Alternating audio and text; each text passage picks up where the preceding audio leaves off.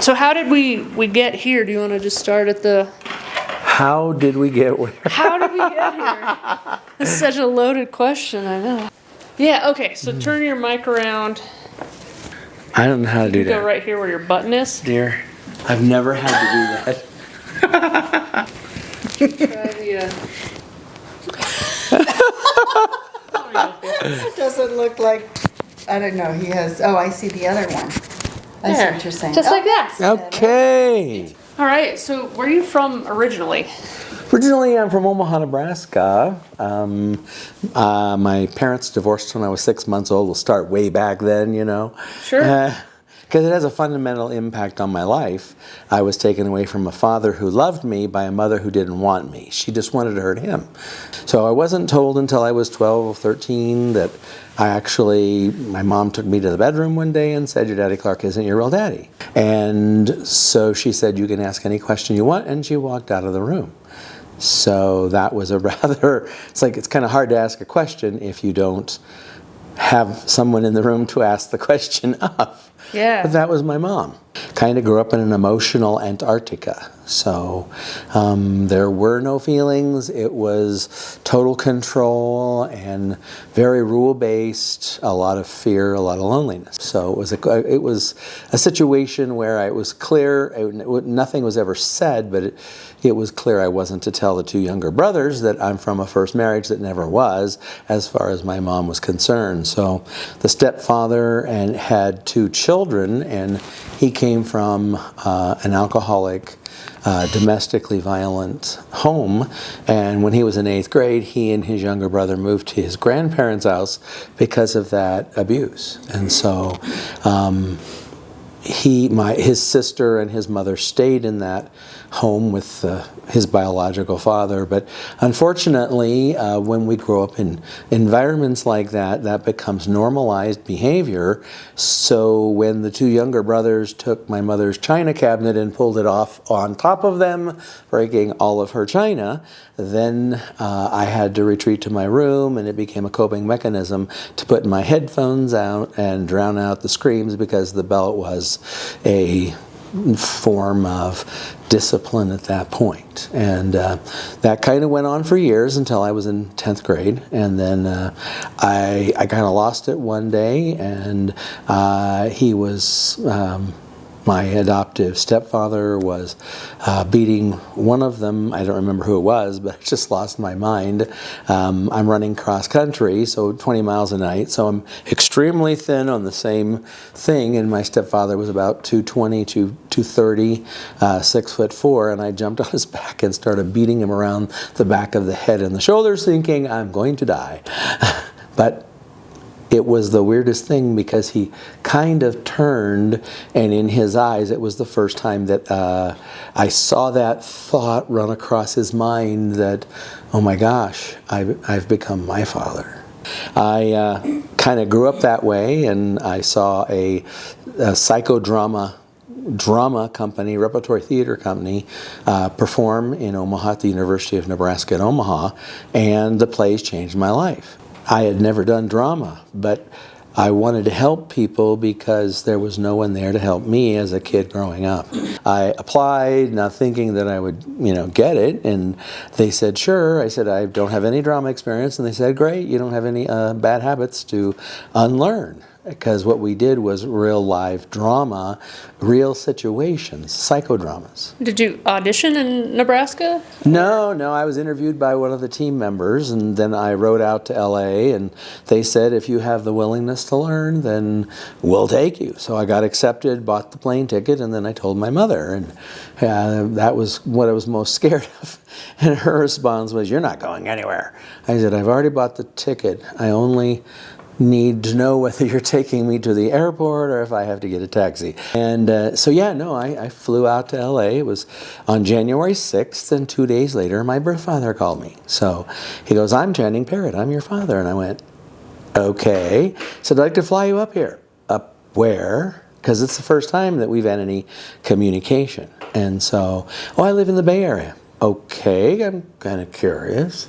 So he buys the ticket, I get off the plane, and I'm literally freaked out. I look exactly like him, and some of the exact things that I had said, and I hadn't seen, I don't remember any seeing him, but at the last time I saw him was 2, and that was the last time he saw me. And so things that came out of my mouth came out of his mouth, which was totally weird, you know. But it was a good experience over the decades. We got to know each other. It's just in my mind I had to dissociate and have a California family and a Nebraska family, and the two can't touch. They don't know about each other, and they can't. So for many, many years, I just had to keep those very separate. In the meantime, since I didn't know what emotions were, as an actor, you have to learn what emotions are, because the director would say, add a little jealousy with maybe a little titch of envy and frustration. And I'm like, whoa, what are those? And figure it out and put it together. And I think that's the hope for all neurodivergent people. The brain is an exercise-based machine, and the more you utilize it, it molds its plastic. And so it doesn't mean that neurodivergency is a curse. It means, how do I exercise it in a way that makes it greater capacity? Because if you're neurodivergent, pretty soon there's going to be so many neurodivergent people that the typical average people will be the ones that are on the outside.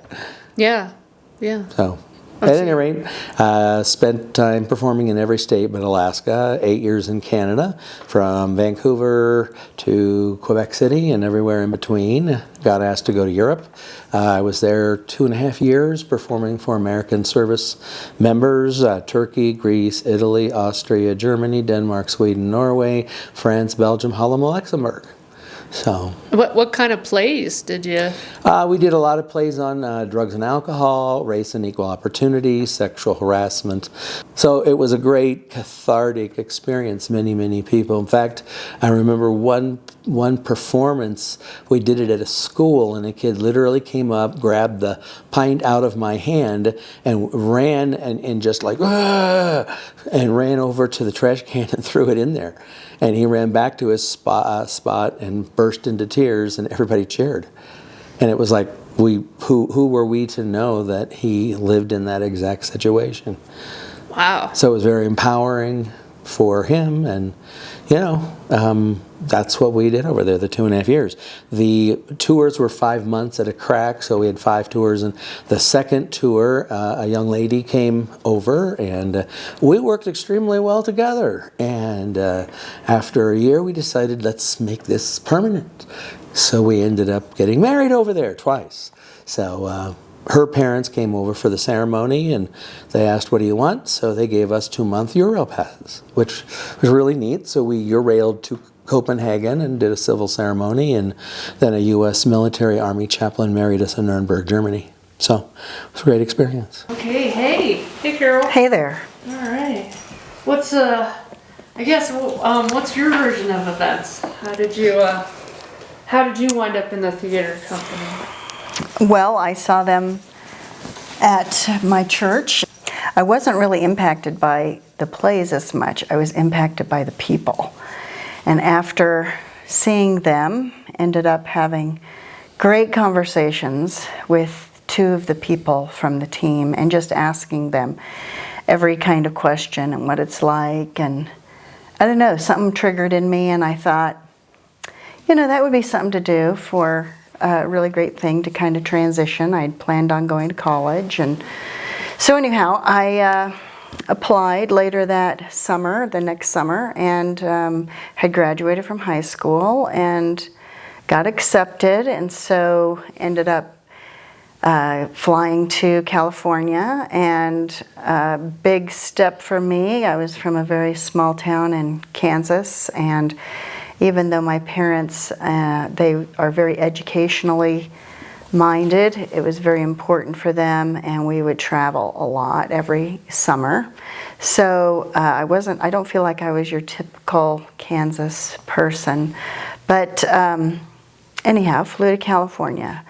And just immediately as I got off the plane, met phenomenal people and just got very close to them. And first 2 team leaders that I had, excellent, loved them, just great training. My first impression, I knew Mark a lot sooner than he knew me. And I saw him and noticed him that first training when I first got there. And he was very servant-hearted, and he was serving coffee and donuts and taking them around to different people and just helping, what can I get you? He was reliable, dependable. He worked at a nursing home and worked there during the evenings. Yeah, And then 11 to 7. Yeah, exactly. And then he paid for an apartment that he hardly ever stayed at. And he was doing it for other people. It was so that other people had a place to stay. A lot of this I kind of learned a little later, but I could pick up immediately that he was compassionate, that he loved people. And I just realized, okay, you know, he is so far out of my league. No way, you know. And I did my own thing. I went and I did my tours, and I just made the most of it. And it was a year later that I am walking across a parking lot, and I hear my name, and I turn, and it's him. And he's saying, are you Carol? And I said, yes. And he goes, well, I'm going to be directing you in a play. So here is the script, and here's the first rehearsal. And then, so I go to that rehearsal, and he says, hey, if people want to learn about their characters, and, you know, and I did. I wanted to. And I said, I would like to learn more. So we ended up meeting, you know, a day or so later, and we talked a little bit about the play and things that, I mean, I used throughout my career and that he taught me that day. And ended up, we then talked several hours, just personal stuff. But he was heading to Europe. And I thought, and I'm here, okay, nice seeing you. And he also had about 3 other young ladies who were kind of very interested. So anyhow, he goes to Europe, and I am in my 3rd tour, and not a very good experience. The unit leader was very young and did not know what he was doing. And I just took the training that I had received from the first 2 teams and really applied it and helped lead the team. And I got a call from the president of the organization, and he said, you're just doing a great job, and I want to send you to Europe. And I'm thinking, hey, I could contact, all right, Mark, let him know I'm coming over. So I did, and he wrote, and it was just a pretty simple page, you know, 1 or 2 pages, and a little bit about the team and stuff. And he wrote back a 7-page letter, which I still have to this day. And he's telling me about the tour. And he goes, maybe we could tour together. And I'm thinking, okay. You know, I mean, I don't have any say in that kind of thing. So, but he did. So he did put in a good word for me. And we did. We toured that tour together. And we knew pretty soon, probably within two months, that this would probably be a long-term thing.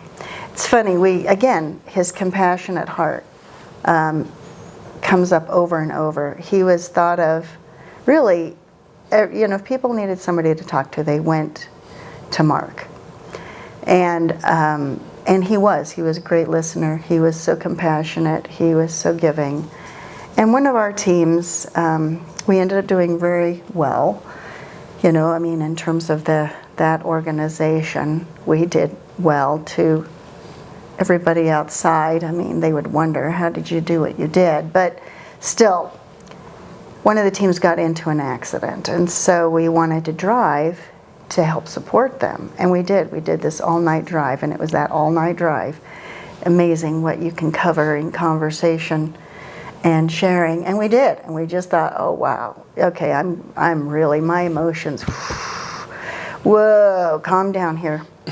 Anyway, we ended up really helping that team, first off.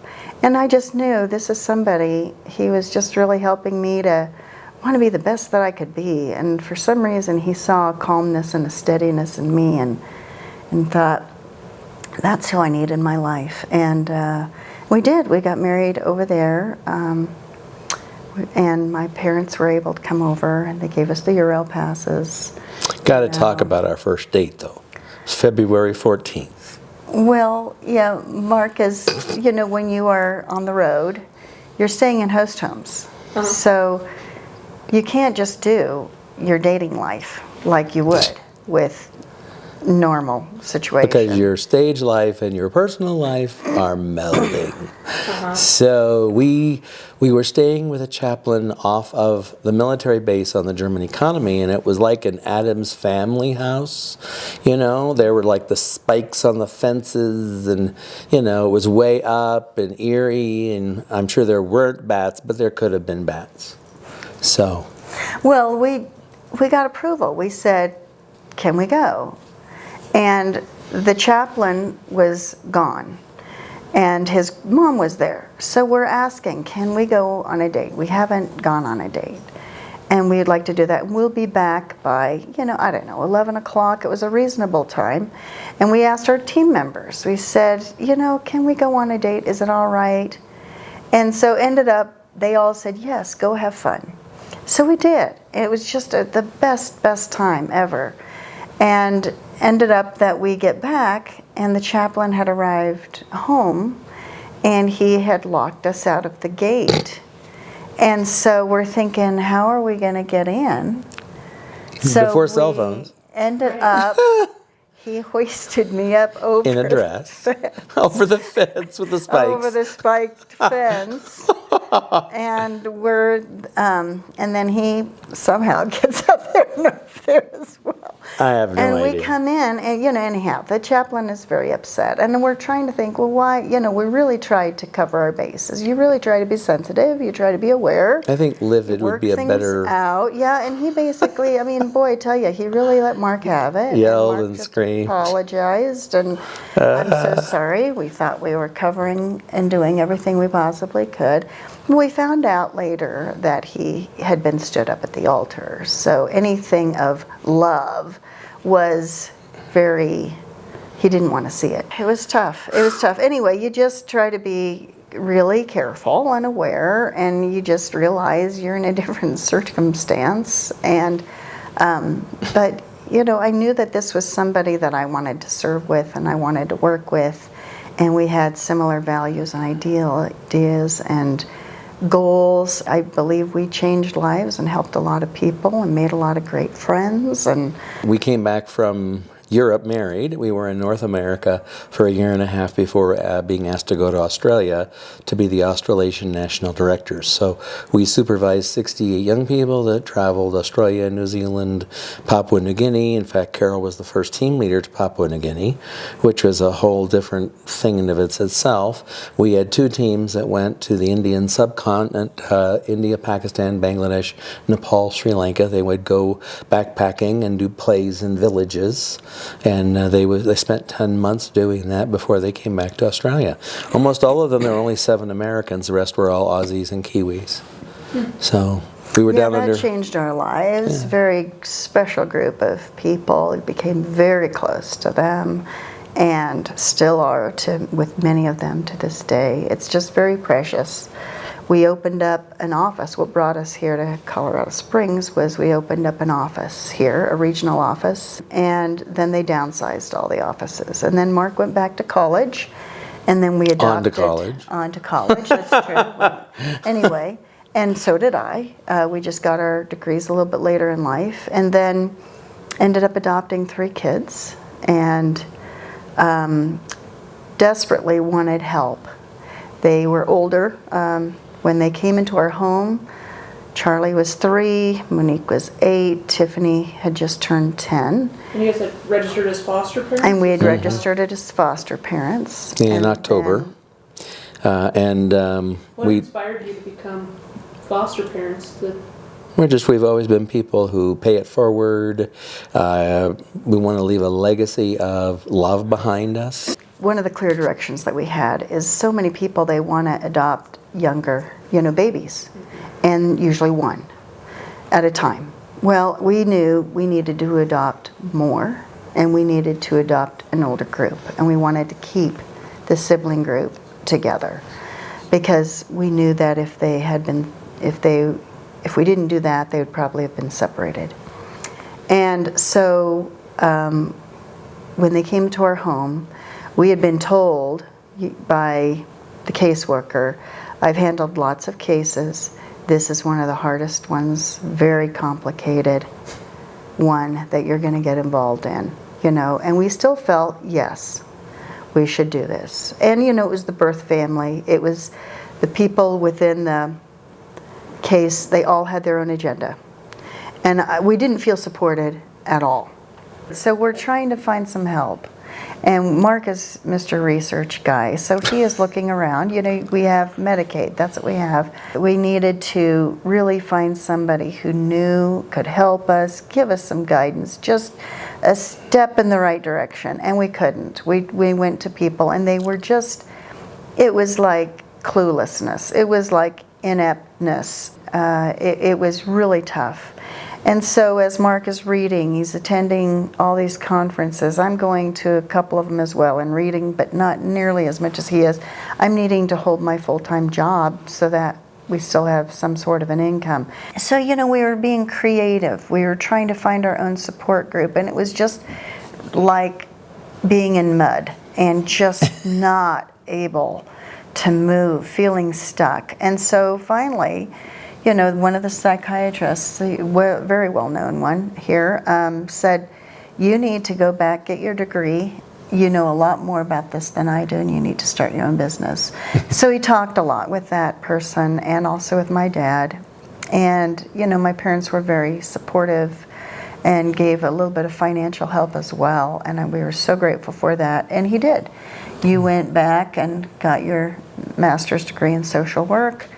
And we held down the fort, and again, it was just, you just made it work. You just tightened your belt. You adjusted, you made changes and sacrifices, and I mean, we kind of waved to each other in the hallway here and there, and it was just traded off. And, you know, we came up with some pretty creative ways that helped us also be able to refill, and one of those, and survive. And one of those was being parent on duty. So while I was trying to take a nap, Mark would be parent on duty. You know, whatever he said went. And then I would have 2 or 3 hours or something, then it would be your turn. And we didn't know that if you grow up in Crazy Town, you bring Crazy Town with you. And you recreate it because that's what normal is. We would literally go into a therapist's office and our eyeballs would be hanging out and going, living with this.